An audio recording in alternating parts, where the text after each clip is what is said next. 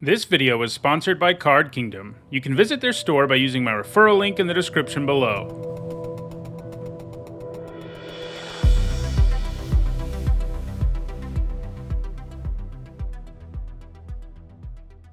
Hi everyone, I'm Nizzahon, and it's Saturday, and that means it's time for another edition of Nizzanotes, my weekly vlog series about limited magic.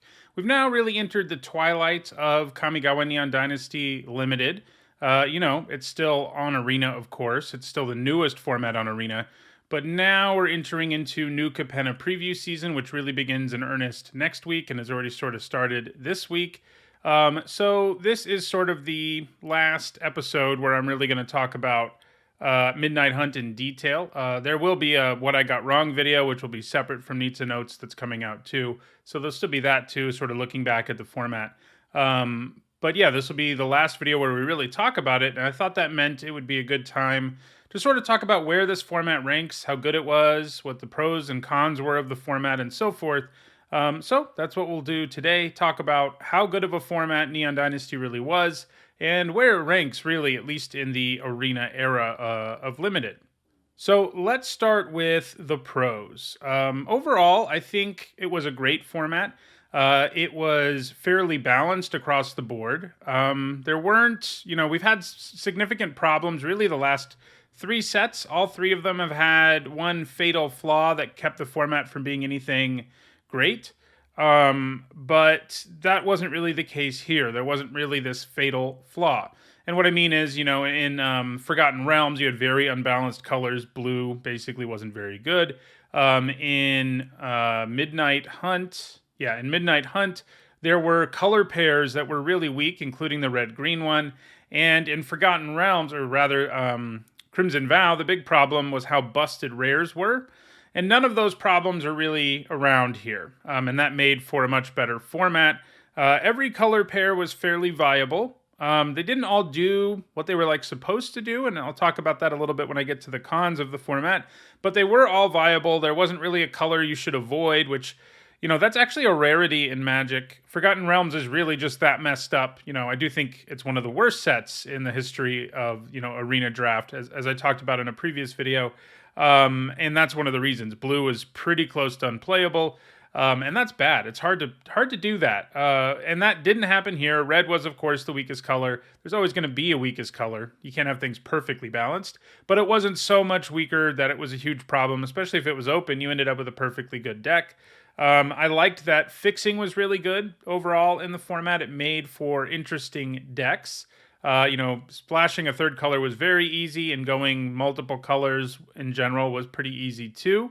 I think that the archetypes were pretty good.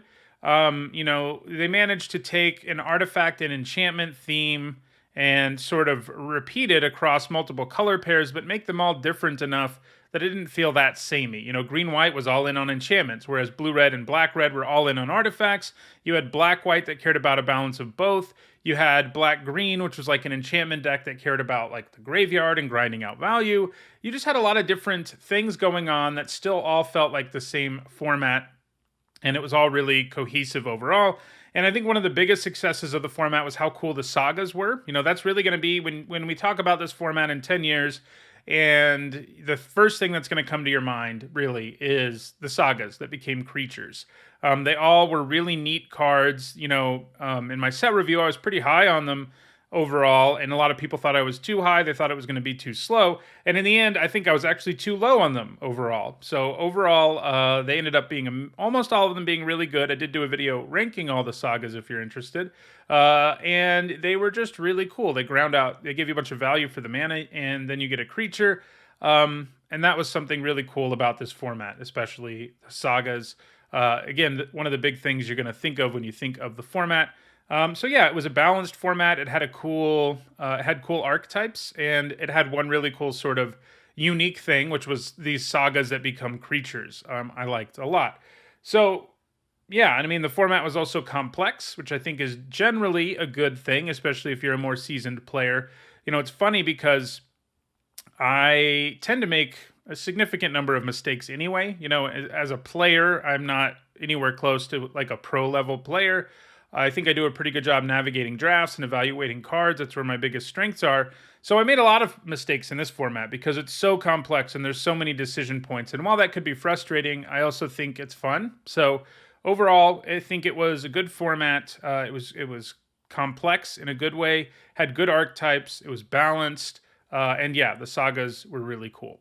So there's a lot of pros, and there aren't that many cons, but there are a few of them. And the biggest one is that two of the major themes in the set didn't really pan out very well as archetypes or even as major features of limited decks, and those are vehicles and modifications. And, you know, those were two of the big things, big special things about the set that I think we're supposed to think of alongside those sagas, and it didn't really pan out that way. The blue-white deck was supposed to be a vehicle deck. Didn't really play out that way. It was very hard. There weren't enough good vehicles at common and uncommon to really support such an archetype, or enough good payoffs for vehicles at lower rarities to really make it a real archetype. And generally, you just ended up being like a blue-white good stuff deck with maybe a vehicle sub-theme. And then the modifications deck was supposed to be red-green, and it sort of panned out in more of a way than the vehicles did. But it was not a great strategy in this format where everybody's getting 2-for-1s out of everything they're doing.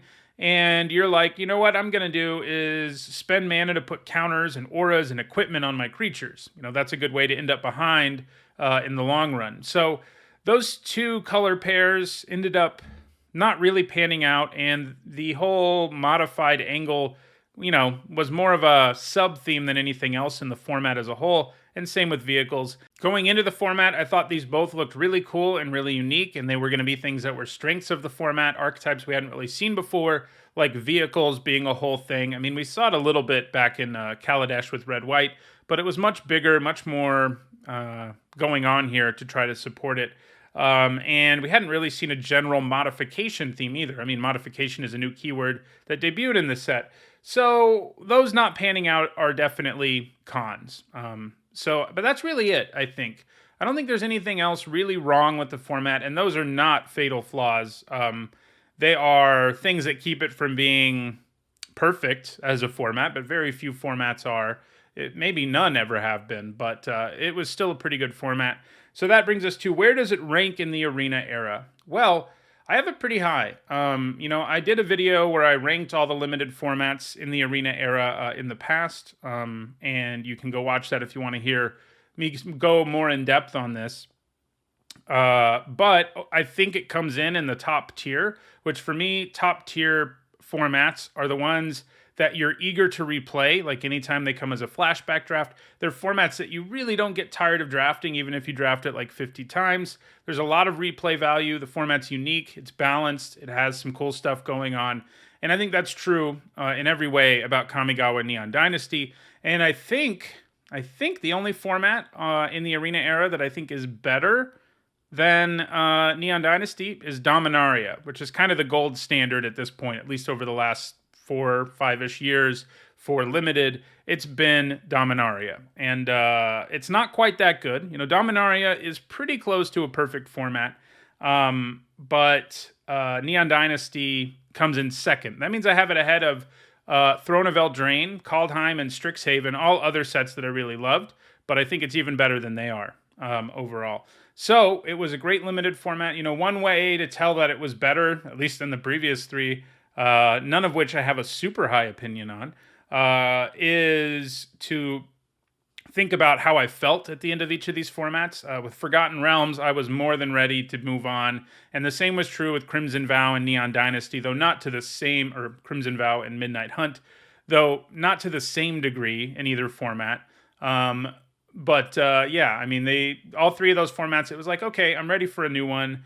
That's enough. Whereas with this one, I'm like, man, this format's almost over, and there's still cool things I haven't gotten to do in it. Even with 50 plus drafts, I still haven't gotten to go off with the Kami War, which makes me sad. I do have one more stream of the format this weekend, sort of the last one. Maybe I'll open a Kami War and get to do it. But there's just a lot of fun, cool stuff in the format. It plays to how I like to play Limited Magic too, in that it's generally grindy. Although one thing I should note is that while it is generally a grindy format, aggro decks were viable too, and that's another good sign of how good it was. You could end up on either end of the spectrum with a good deck, And that's not easy to do in a lot of formats. So that's how I rank it. I think it's the second best format in the Arena era. And, we'll see. Right now, maybe there's a little bit of recency bias. Maybe my ranking will change over time. But right now, I think that's where it ranks. And I'm, sort of sad to see the format go, but hoping with New Capenna, we get another great format. And there's a decent chance we do. So let's close this out with our last crack-a-pack of Kamigawa Neon Dynasty, where I'll look at a pack one, pick one scenario, and then we'll decide which card we'd take, and I'll talk about each card in the pack here at the end of the format. All right, so here is our pack. Our first common is Rugged Highlands, a Gainland. These Gainlands are part of what made splashing and the fixing really good in the format. And that's one of the things I liked about it, but you don't really first pick them. Commune with Spirits is next. This thing went up a little bit for me over the course of the format. It doesn't really do anything, but the card selection it gives you is good enough, especially if you're like splashing or you have a bunch of enchantments. Generally you want both to be the case, because then you have a lot of things you want to hit with it. But you don't take it early. Virus Beetle is one of the bigger overperformers in the format. We have seen so many like Ravenous Rats-like cards, that have the same basic effect over the course of Magic, and they're all okay-ish in Limited, but they're usually not great. And Virus Beetle ended up being really good, and that's because there were a number of things that sort of came together in this format. First, it was good with ninjutsu because you could return it to your hand and then play it again and make your opponent discard. Second, it's an artifact, and it was an especially great one to sacrifice for value because it already did something for you. It was also good to get back from your graveyard and cast again because of the Enter the Battlefield ability. Basically, this ended up being sort of the best Ravenous Rats variant we've ever seen, just because of its typing and some of the other things going on in the format, and it's certainly what I would take here. Wanderer's Intervention, decent removal spell. It is, of course, situational. I don't think you really would ever take it over a Virus Beetle pack one, pick one. Brute Suit, this is one of the few, decent vehicles at common. Crew 1 is, suitably low, and it's a pretty reasonable attacker for the cost and how easy it is to crew. Gives you a big upgrade. It's nothing special, mind you, but of the common vehicles in the set, it's certainly the best one. Season of Renewal is next. This is a card that really slots well into the grindier enchantment decks. This ends up being like black-green the most, but you can certainly do it, and blue-green. But you can do it in green-white too. It gets you back two things almost always. Add instant speed, and it's amazing value when you do. I think I take Virus Beetle over it still. The thing with Season of Renewal is you don't really want more than two of them. Even as good as they are, they can be awkward in your opening hand. So taking one first pick isn't something I love, but it is quite good, and you should value the first copy pretty highly if you're in green. Gift of Wrath is next. This is an aura. It's passable, mostly because it gives you a body even if your opponent kills your creature, but because the red modification deck just wasn't a real thing, Gift of Wrath overall was not very good. Same for Dragonfly Suit. This is one of these common vehicles I was talking about that just isn't very good, and it's supposed to sort of be here. There's a common blue and a common white vehicle, and they're both sort of here to direct you into a vehicle deck in blue-white, but they're both so mediocre, and you basically never actually play them in your blue-white decks, and that is part of what the problem was with that archetype. Crewing one to get a 3/2 flyer just isn't a big enough upgrade for the mana cost you have to spend and everything else. Brute Suit has the big advantage of being colorless too, so it can slot into a whole lot of decks. Moon Snare Prototype, this card looked kind of cool, and it can sort of go off sometimes. It can really ramp you in some decks. And it has Channel. I thought that was going to make this card better than it ended up being, just because, it'll do something even if you draw it late.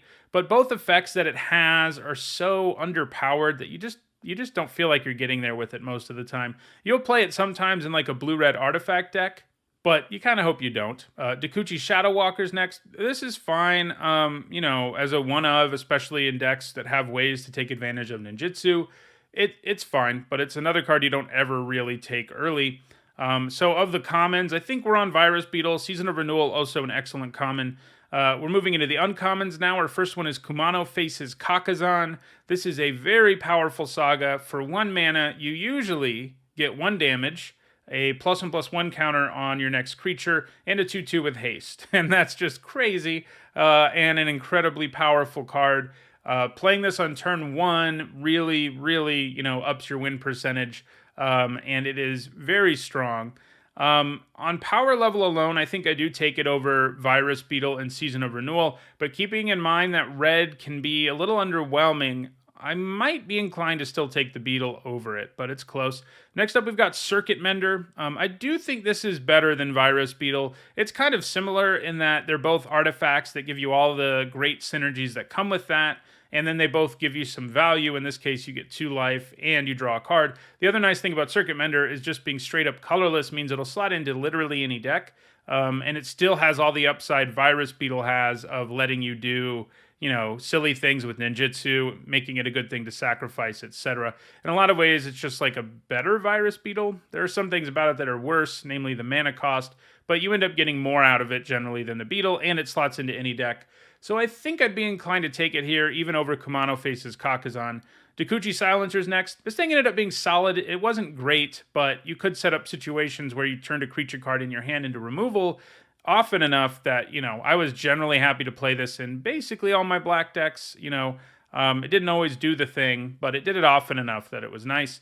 Tawashi Guidebots next. This thing was fine. It's one of the few modification payoffs that actually works, but it was usually like in a blue-green or black-green grindy sort of deck where in the long game this could draw you some extra cards and help you get there, that this really excelled, not really in red-green decks. That said, I think we're still on Circuit Mender. And then we have Shigeki, Jukai, Visionary. I was talking about not getting to do some cool stuff in this set. One thing I did get to do is draft Shigeki like 3 or 4 times. And, you can combine it with Season of Renewal or the Turtle, the blue-green Sky Turtle, for combos where if you have the mana, you can just keep looping and looping and getting cards back. And I did that enough times in the format that I'm pretty happy about it.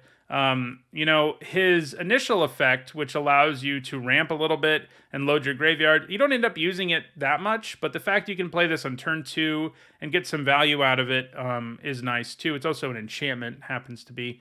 I think in the end I would take Shigeki.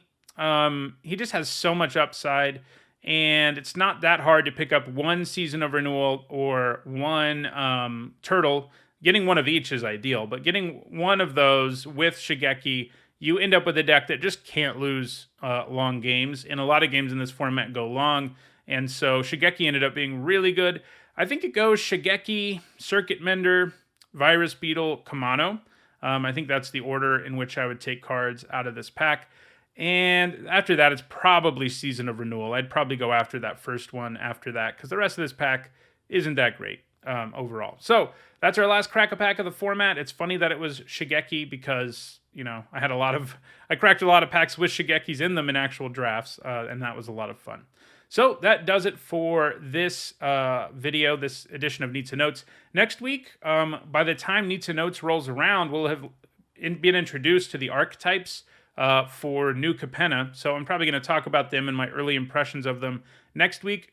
Provided I have time, I'm actually going to a wedding next weekend. So Thursday is when all of the things will drop, all of the archetypes, not the archetypes, but the mechanics will be revealed on Thursday, and then we leave on Friday, but hopefully I'll have time on Thursday to crank it out. If I don't, there'll be some other more general video coming out about Limited for Nizzanotes next week. So we'll see what happens. Hopefully I can do one on the archetypes, not the archetypes, the mechanics in the next set. So that does it for this video. If you enjoyed it, don't forget to like it and share it. If you want to make sure you catch future videos, don't forget to subscribe. If you want to catch up on the rest of this series, you should see the playlist on your screen shortly. And if you want to go the extra mile in supporting the channel, you can on Patreon. Thanks for watching.